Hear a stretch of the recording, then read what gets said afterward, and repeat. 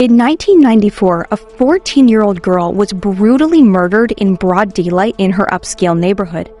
And welcome to CSL TV, and I just hope you guys are having a beautiful, blessed day. Now, if you're new to the channel, this is just a review, a reaction, as well as an informational channel. So hopefully, the informational part help you and someone out, and we just gonna watch some videos and talk about them. And if you're been rocking with your boy, I just gotta say thank you so much, because you could be somewhere else watching these videos, but yet you decide to watch them with CSL TV.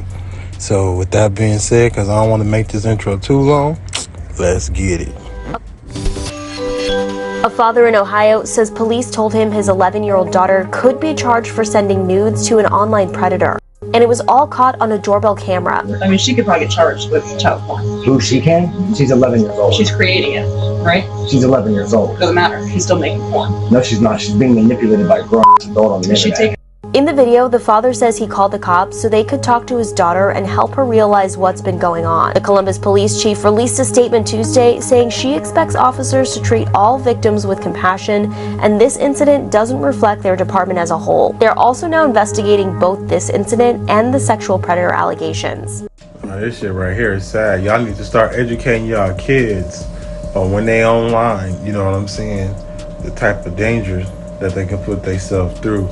Just for the simple fact, yeah, that little girl can get in trouble because she's the one who's taking these pictures and sending to this creep. But at the same time, she's only 11. So I understand what the police officer is saying, but at the same time, that was a little aggressive coming at a father who called y'all for help because he wants y'all to scare her.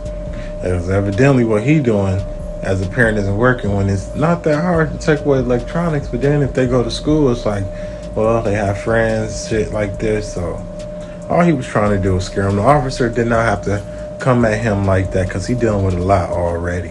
In 1994, a 14-year-old girl was brutally murdered in broad daylight in her upscale neighborhood. So as you guys can see, we about to talk about this girl, this 14-year-old that was murdered, you know, back in 1994. And that's sad to hear that, you know, kids, man. Kids, when they getting in a path of a psycho. And police did everything they could to track down the killer, but the more clues they uncovered, the more they realized the nightmare that they were dealing with. Because it was more than a random crime. It had been carefully planned. It was 5:30 p.m. on May 27, 1994. John Lynn was at work at his job at the Federal Reserve Bank in San Francisco, and he knew that his 14-year-old daughter, Jenny, was home alone that evening, so he picked up the phone to call her. The phone rang, and it went to their answering machine, but this wasn't cause for too much concern, because she could have just been busy or outside playing with their dog. So John finished up at work, and then he hopped on a train to head home, and he got there just shortly after 6:30 p.m. that night. So when John walked in the front door, he expected Jenny to be there to greet him with a hug like she always did. But when he called for her, there was just silence. So he started walking around his home calling for Jenny when he noticed that the TV was on and there was an uneaten microwave dinner on the dining room table. This actually eased his nerves because it meant that Jenny was somewhere. So John opened the sliding glass door to his backyard, and sure enough, their dog was in his pen. But Jenny was still nowhere to be found. And this is when John noticed something. He found it odd that the sliding glass door was unlocked because the family almost always left it locked. And he knew that his wife always checked to make sure that everything was locked before she left for work.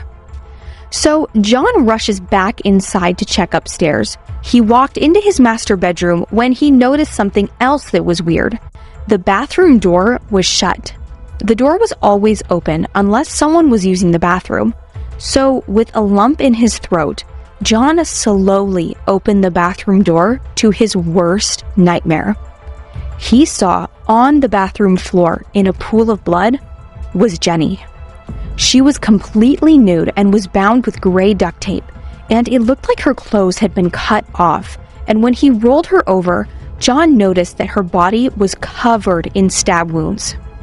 He knew right away that it was too late to save her life, so he ran to the nearest phone to dial 911, screaming for help. And when first responders got to the scene, there was no doubt that they were dealing with a homicide, and it was one of the most brutal killings they had ever seen.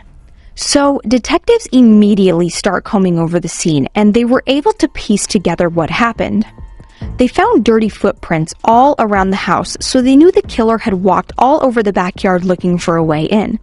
He tried the sliding glass door, but it was locked, so he actually broke in by smashing a window on the first floor of their house. But the killer had actually cleaned up the glass mess and pulled the curtains over the window to hide that it was broken. Talk about he carefully planned this murder. Well, you got footprint evidence, even though, you know what I'm saying, the window broken and you did clean it up, it's still evidence. So let's see if this murder was carefully planned. So this would have been super loud and would have definitely scared Jenny, so police believe that the killer actually broke into the house before Jenny got home from school that day, and then hid upstairs, and he waited for her. And now that's sad as hell. This mother sick and psycho. This mother sick and psycho break into someone's home just to murder this girl. Now, I don't really like stopping my shit that much, just for the simple fact we want to hear everything, and I know we probably got commercials in here and stuff like that, but this is crazy. You go home to find your daughter, your kid slain and murdered. You know, nothing in the house was adding up, and then things seemed like it was adding up, and then you find this shit. And after he killed Jenny, police believe that he went back downstairs, unlocked the sliding glass door, and left the home. When Jenny's autopsy was performed, she had died of multiple stab wounds to her abdomen. But to everyone's surprise, there was no sign of sexual assault. But the police were absolutely sure that the crime was sexually motivated. So now they were back at square one because they also couldn't find a murder weapon. So detectives move on to questioning Jenny's friends to try to figure out exactly what she did after school. And they hit the jackpot because they figure out that Jenny left school at around 2:20 that day, rode the bus, and got home about 20 minutes later. At about 2:45, Jenny called a friend just to chat and was on the phone downstairs for almost 3 hours after school. At around 5:45 p.m., she told her friend that she needed to go because she had to make dinner and do chores before her dad got home in about an hour. So Jenny had been talking to her friends the entire time she was home after school, but not one of them told police that she sounded stressed or said anything about a broken window. But when Jenny hung up the phone that night, it would be the last time anyone heard her voice ever again.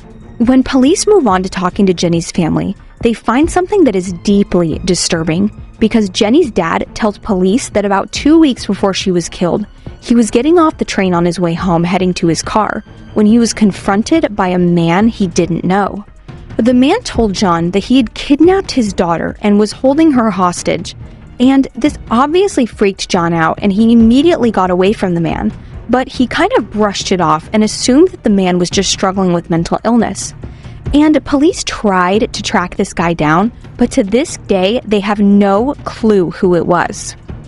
The FBI released a profile on Jenny's killer, and they believe whoever was responsible was familiar with Jenny's neighborhood, and police got a lead that would hand them a very good suspect. A man named Sebastian Shaw had been found sleeping in a stolen car in Oregon, and with him they found handcuffs and duct tape, so he was immediately arrested, and when police got his DNA into the system, they found that he was responsible for 3 unsolved murders and for sexually assaulting a 22-year-old woman at gunpoint. But this is when they also figured out that he was living in Jenny's area when she was killed, and he told police he had nothing to do with it, but his cellmate told a different story. Sebastian was constantly bragging that he had killed at least 10 people and that he liked to bind them with duct tape and stab his victims to death after he cut their clothes off. But police had nothing else to convict him on, so Jenny's dad decided to write a letter to Sebastian to see if he could get him to crack. And it's one of the saddest things I've ever read. It says, "I am the father of the slain victim Jennifer Lynn, who was murdered in my own home in Castro Valley, California on May 27, 1994. And finally, the detectives have identified you as the prime suspect of the murder for the past 14 years, or more than 5,000 days. I woke up every morning and the first picture came to mind was my daughter's brutal death. I have so many things I wish to say to you. However, nothing I can say now will bring my daughter back. John Lynn didn't think he'd ever hear a response, but about a week later, Sebastian wrote back, and what he said would chill him to the bone. It said, "The killer who slayed Jennifer was an organized killer, something which I have never been accused of. It's very tragic that you lost your daughter at such a young age. I pray that you come to peace with it." Modern-day shows like CSI and others of its kind make it seem so easy to solve the crimes and motives of the killer. So clear. Sometimes things happen with such weird coincidence that it makes it easy to come to a conclusion, albeit a wrong one. If I wronged you, then I would ask for forgiveness, but I don't have a need to ask Mr. Lynn for his forgiveness, because I never wronged him. So there it is. Give up your quest for vengeance. Believe me when I say revenge, it doesn't give very much satisfaction. So Sebastian actually had a point. All of his known murders and crimes were completely random, and police knew whoever killed Jenny probably knew her, and even though he was police's only promising suspect, the Lynn family hasn't given up hope. Police still have some foreign DNA collected from their house from over 30 years ago, and they're hoping that it will bring answers to the mystery that has haunted their community for decades. John still imagines coming home to Jenny's hugs, but her family hasn't felt one of those hugs in over 28 years. Jenny's death left a hole in the Lynn's lives that can never be filled, and they are still waiting for justice for their daughter. This is sad. Dude actually wrote back saying he wasn't the one who did it. Even though they saying the people, he did those other murders and sexually harassed a 20-plus-year-old. Still, you probably could have learned, on your mistakes and did what the hell you just did. And was like, hey, I got away with this. But unfortunately, you so sick and twisted that you did what you did out of spare of the moment. And then you started to use your brain. So it's a good thing you locked up, because we do not need people like you out here in this universe. And I just hope that family gets some kind of peace and justice, even though it's been over 28 years.